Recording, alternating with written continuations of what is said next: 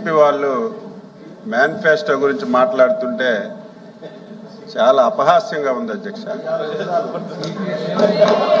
ఎందుకంటే ఏదో ఇప్పుడే వచ్చినటువంటి రాజకీయ పార్టీ ఇప్పుడే శాసన మండలిలోకి వచ్చి ఏదో ప్రసంగాలు చేస్తే కొంతమంది అయినా సరే నమ్మడానికి అవకాశం ఉంటుంది అధ్యక్ష.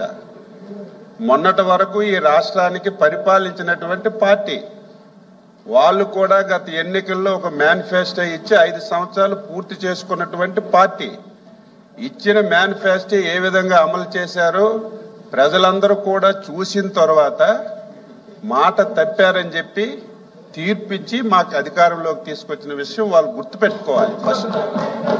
అయితే వాళ్ళ మనసుల్లో ఒకటి ఉండేది అధ్యక్ష, చంద్రబాబు నాయుడు గారు, పవన్ కళ్యాణ్ గారు, బీజేపీ ఒక మేనిఫెస్టో ఇచ్చారు. అందులో సూపర్ 6 అని చెప్పి ఒక ప్రధానమైనటువంటి 6 హామీలు ఇచ్చారు. ఈ హామీలన్నీ కూడా నెరవేర్చలేరని చెప్పి ఒక భ్రమలో ఉండేవాళ్ళు. దానికి కారణం కూడా 5 సంవత్సరాలు ఈ రాష్ట్రంలో ఆర్థిక విధ్వంసాన్ని చేశారు అధ్యక్ష. ఎందుకంటే 9.5 లక్షల కోట్ల రూపాయలు ఈ రాష్ట్రాన్ని అప్పులు చేయడం కానీ, చాలా మందికి బిల్స్ ఇవ్వకపోవడం కానీ ఇవన్నీ జరిగాయి. ఇన్ని ఇబ్బందులుంటే ఇచ్చిన హామీలు నెరవేర్చలేదని చెప్పి వాళ్ళు చాలా సంతోషం మనసులో పొందారు. అయితే మేము కూడా అధ్యక్ష మేము కూడా ఎన్నికల్లో సూపర్ 6 హామీలు ఇచ్చాం. అధికారంలో మీరు మాట్లాడనని చెప్పి సైలెంట్గా ఉన్నానమ్మా నేను. మీరు వినండి, మళ్ళీ మీరు సమయం తీసుకొని మాట్లాడండి. డిసిప్లైన్ ముందు నేర్చుకోండి. అది మీ సభ్యులారు మాట్లాడినప్పుడు మధ్యలో మీరు మాట్లాడండి తప్ప మీరు వేరే మెంబర్ గారు మాట్లాడేటప్పుడు అలా రన్నింగ్ కామెంటరీ చేయడం అనేది పద్ధతి కాదు. ఎందుచేతంటే మెంబర్ రైట్ ఉంటుంది, మినిస్టర్ రైట్ ఉంటుంది, మీకు కూడా రైట్ ఉంటుంది. మీరు మాట్లాడేటప్పుడు వేరే వాళ్ళు మాట్లాడినా కూడా కరెక్ట్ కాదు. ఎవరు మాట్లాడినా ఇంకో మెంబర్ మాట్లాడటం అంటే కరెక్ట్ కాదు.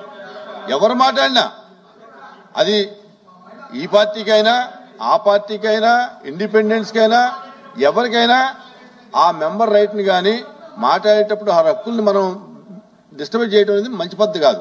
అది మీ పార్టీ కాదు, ఆ పార్టీ కూడా అంతే. ఇండిపెండెన్స్ అయితే హామీలు అమలు చేయకపోవడం ఒక ఎత్తు అయితే కొన్ని మంచి కార్యక్రమాలు అధ్యక్ష గత ప్రభుత్వంలో చేశారు. తర్వాత వచ్చిన ప్రభుత్వం సొంత జాగిరి కాదు, ప్రజలతో ఎన్నుకోబడిన ప్రభుత్వం. అవి మంచి పథకాలు అయితే దాన్ని కొనసాగించాలి. ఇచ్చిన హామీలు నెరవేర్చకపోవడం ఒక ఎత్తు అయితే ఈ రాష్ట్రంలో ప్రతి ఒక్కరూ మెచ్చుకున్నటువంటి ప్రోగ్రాం 5 రూపాయలకి అన్నం పెట్టే అన్నా క్యాంటీన్ అధ్యక్ష. ఇది నేను చాలా మంది లేరు, నేను ఆ రోజు శాసనసభలో ఒక సభ్యుడిగా ఉన్నాను. పెద్దలు బొత్స సత్యబాబు గారు కూడా ఉన్నారు. ముఖ్యమంత్రి గారికి రిక్వెస్ట్ చేశాను, ముఖ్యమంత్రి గారు చాలా మంది 5 రూపాయలు కడుపు నిండా అన్నం తింటున్నారు. ఇది బ్రహ్మాండమైనటువంటి ప్రోగ్రాం. ఇది అన్నా ఎన్టీఆర్ పేరుతో పెట్టాం. ఒకవేళ ఆ పేరు పెట్టడానికి మీకు ఇష్టం లేకపోతే, మీ తాత పేరైనా మీ తండ్రి పేరైనా ఆ రెండూ ఇష్టం లేకపోతే మీ పేరైనా పెట్టుకొని ఆ పథకాన్ని నడిపించండి అని శాసనసభలో వేడుకున్నాం అధ్యక్ష. కానీ ఆ బ్రహ్మాండమైనటువంటి పథకాన్ని కూడా ఎత్తేసి రాష్ట్ర ప్రజలకి ఎంత ఇబ్బంది గురి చేశారో మనందరం కూడా సాక్షులం. అయితే నేను 6 సార్లు ఎమ్మెల్యే, ఇది 6వసారి, 4 ముఖ్యమంత్రులు చూశాను. కానీ ఇటువంటి పరిస్థితి, ఆర్థిక విధ్వంసం ఎప్పుడూ లేదు. మేము కూడా భయపడ్డాం. ఏంటి, ఎన్నికల్లో హామీలు ఇచ్చాం, అధికారంలోకి వచ్చాం, ఏ శాఖ రివ్యూ చేసినా అప్పులు తప్ప, గత ప్రభుత్వం చేసినటువంటి బాకీలు తప్ప కొత్తగా చెయ్యడానికి ఏమీ లేదు. ఇచ్చిన హామీలు ఏ విధంగా నెరవేరుస్తామని మొదట్లో కొంత ఆందోళన కూడా చెందిన విషయం ఈ సభ ద్వారా రాష్ట్ర ప్రజలకు తెలియజేస్తున్నాను. అయితే అదృష్టం ఏమిటంటే, ఈ రాష్ట్ర ప్రజలు చేసుకున్నటువంటి అదృష్టం ఏమిటంటే చంద్రబాబు నాయుడు లాంటి వ్యక్తి ఈ రాష్ట్రంలో పుట్టడం, ఈ రాష్ట్రానికి ముఖ్యమంత్రిగా రావడం ఈ రాష్ట్ర ప్రజలు చేసుకున్నటువంటి అదృష్టం అధ్యక్ష. దీనికి తోడు ఆంధ్రప్రదేశ్ ప్రజలు విఘ్నత ప్రదర్శించి 22 మంది పార్లమెంటు సభ్యులకి రాష్ట్రం నుంచి ఎన్డీఏ నుంచి ఎంపిక చేశారు. ఎప్పుడైతే 22 మంది పార్లమెంటు సభ్యులు రాష్ట్రం నుంచి గెలిచారో ఢిల్లీలో కూడా మన పరపతి పెరిగి మోడీ గారి యొక్క సహాయం ఈ రాష్ట్రానికి అనుకున్న దానికంటే ఎక్కువగా అందడం వల్ల మీరు నేను ప్రజలు ఊహించని విధంగా 1 సంవత్సరంలోనే సూపర్ 6 హామీలు అమలు చేసి ఈ రాష్ట్ర ప్రజలకు మేలు చేసాం అధ్యక్ష.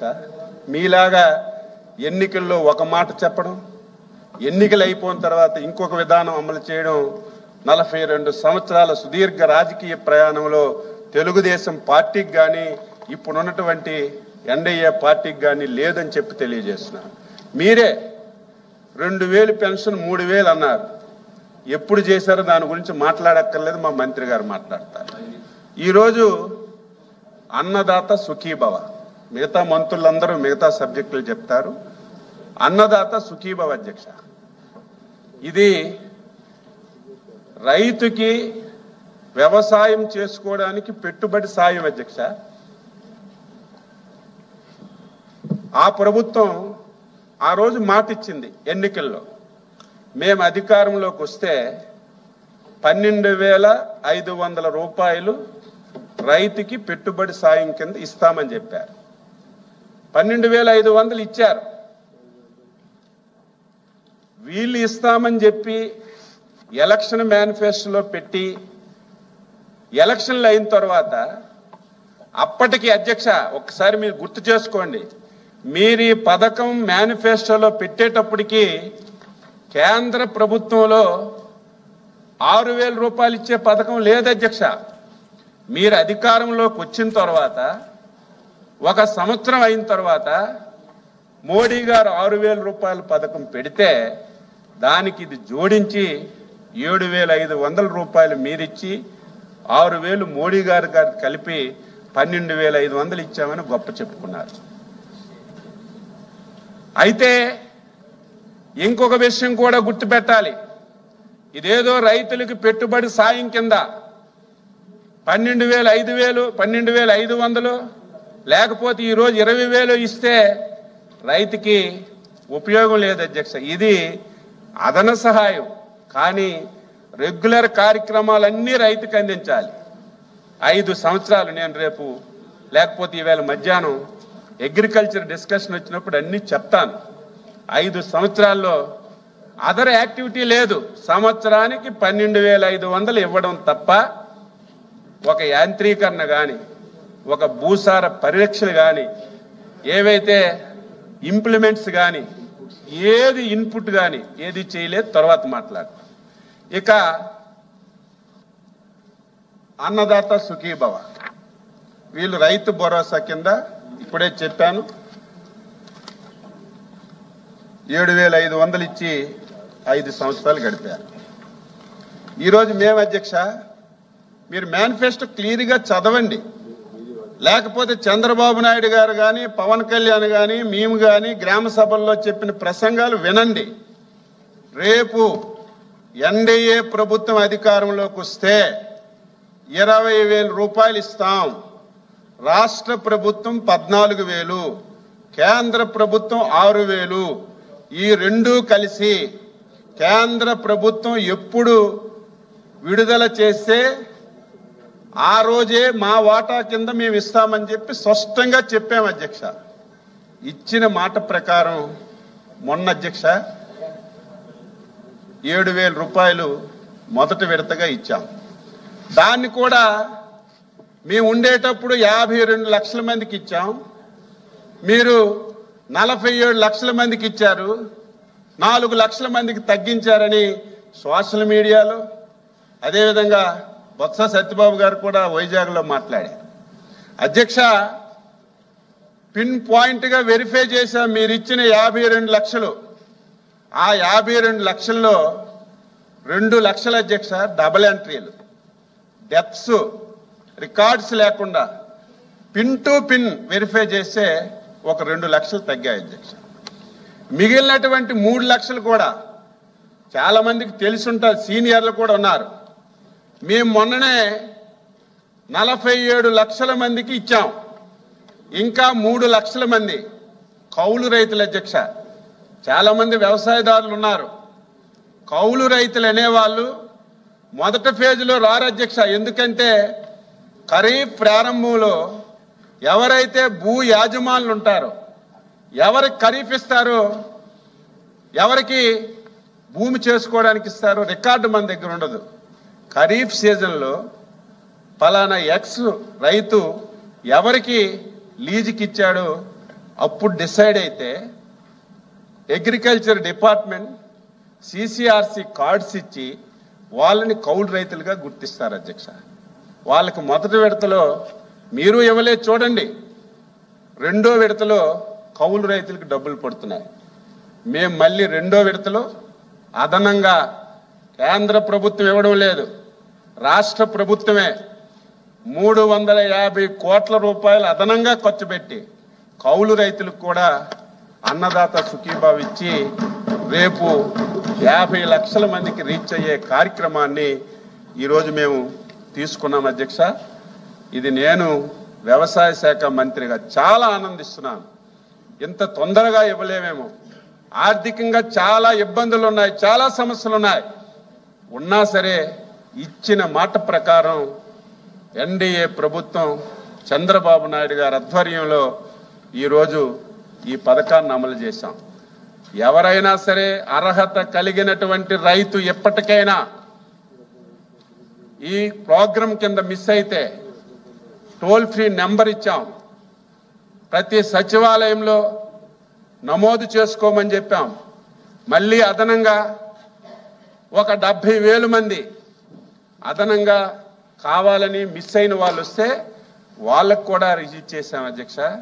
నేను మళ్ళీ మాటిస్తున్నాను, ఇవేవో కొత్త నిబంధనలు కాదు, కేంద్ర ప్రభుత్వం పెట్టినటువంటి నిబంధనలు, అందులో మన రాష్ట్రాలు అమలు చేసినటువంటి నిబంధనల ప్రకారం అర్హత కలిగిన ఏ రైతైనా సరే అన్నదాత సుఖీభవ రాలేదంటే ఇచ్చే బాధ్యత మేము తీసుకుంటామని ఈ సందర్భంగా తెలియజేస్తున్నాను.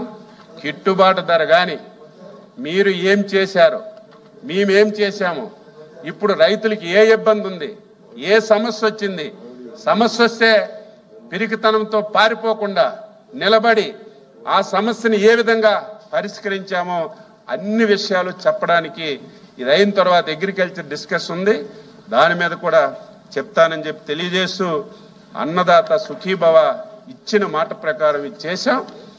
రేపు సిస్టమేటిక్గా కేంద్ర ప్రభుత్వం ఎప్పుడు రిలీజ్ చేస్తే అప్పుడు ఇచ్చే కార్యక్రమం తీసుకుంటామని మీ ద్వారా సభ్యులకి తెలియజేస్తున్నా. మంత్రివర్యులు నాదెళ్ల మనోహర్ గారు.